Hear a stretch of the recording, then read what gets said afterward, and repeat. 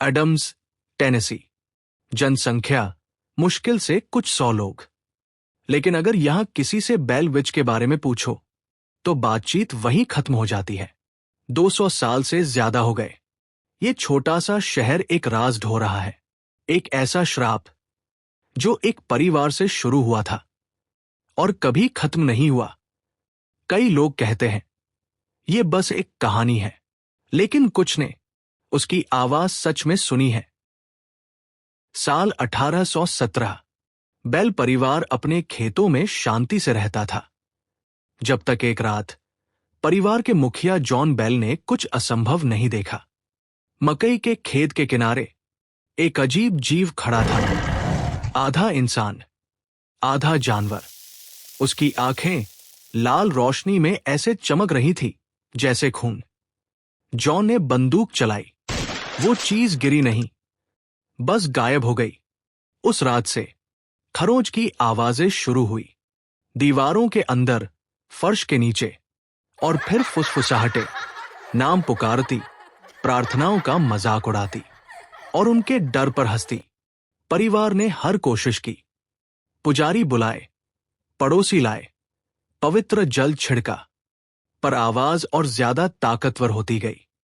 वो खुद को केट बैट्स कहती थी, एक पड़ोसी जो कहती थी कि जॉन बेल ने उसे जमीन के सौदे में धोखा दिया था। वो जमीन जिसे उसने अपनी मौत से पहले शाप दिया था। 3 साल के अंदर जॉन बेल की तबीयत बिगड़ने लगी। उसके होंठ नीले पड़ गए, हाथ कांपने लगे, जैसे कोई अदृश्य जहर उसकी नसों में बह रहा हो। और 1820 की एक ठंडी सुबह वो मृत पाया गया। उसके बिस्तर के पास एक काली शीशी पड़ी थी। गवाहों ने कहा, एक आवाज गूंजी, मैंने बूढ़े जैक बेल को उसकी दवा दे दी, और उसी पल वो गायब हो गई। कुछ सालों तक शहर ने उसे भूलने की कोशिश की। बेल विच बस सर्दियों में सुनाई जाने वाली कहानी बन गई, लालच और अपराध की एक सीख। लेकिन 1900 के शुरुआती वर्षों में अजीब घटनाएं फिर शुरू हुई।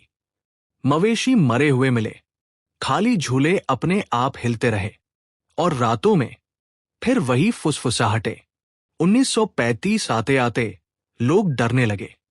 परिवार के परिवार एक रात में अपने घर बेचकर जाने लगे।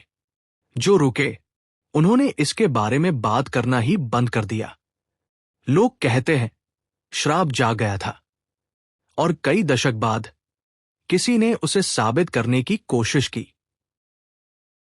1998 में डॉक्यूमेंट्री फिल्ममेकर ईथन कोल एडम्स पहुंचा।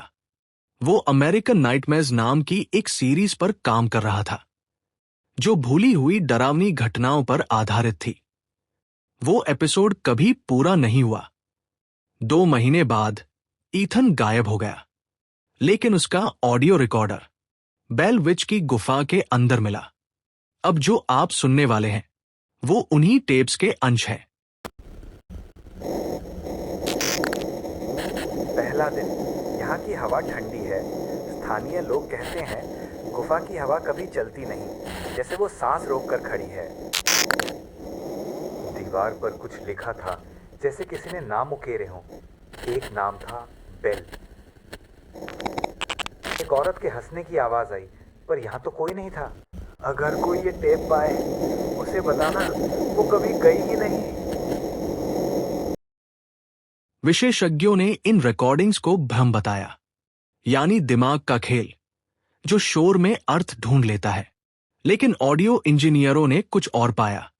ईथन की आवाज के नीचे एक और आवाज थी, एक महिला की आवाज।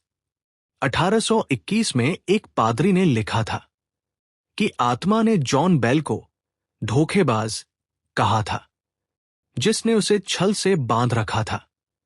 कुछ मानते हैं जॉन बेल ने कोई पवित्र वचन या जीवन छीन लिया था। कुछ कहते हैं वो आत्मा इंसान थी ही नहीं। लेकिन एक बात तय है, श्राप सिर्फ बेल परिवार तक नहीं रुका। उसने नई आवाजें ढूंढ ली। 2019 में नेशविल के शोधकर्ताओं की एक टीम उसी गुफा में रिकॉर्डिंग करने पहुंची। ताकि इस मिथक को झुठलाया जा सके। रिकॉर्डिंग के बीच में फिर वही फुसफुसाहटें सुनाई दी, बिल्कुल वैसी ही जैसे ईथन की टेप्स में थी। और जब उनका विश्लेषण हुआ तो पाया गया कि वो आवाज एक महिला की थी, जबकि उस रात गुफा में कोई महिला मौजूद नहीं थी। आज भी बेल विच केव जनता के लिए खुली है। गाइड कहते हैं वहां अब कुछ नहीं है, लेकिन अगर आप ध्यान से सुने तो दीवारों के भीतर कोई सांस लेता है, और कभी कभी जब हवा तक नहीं चलती एक आवाज फिर गूंजती है। बेल विच सिर्फ भूतों की कहानी नहीं थी, ये उस बदले की कहानी थी जो मौत के बाद भी माफ नहीं किया गया।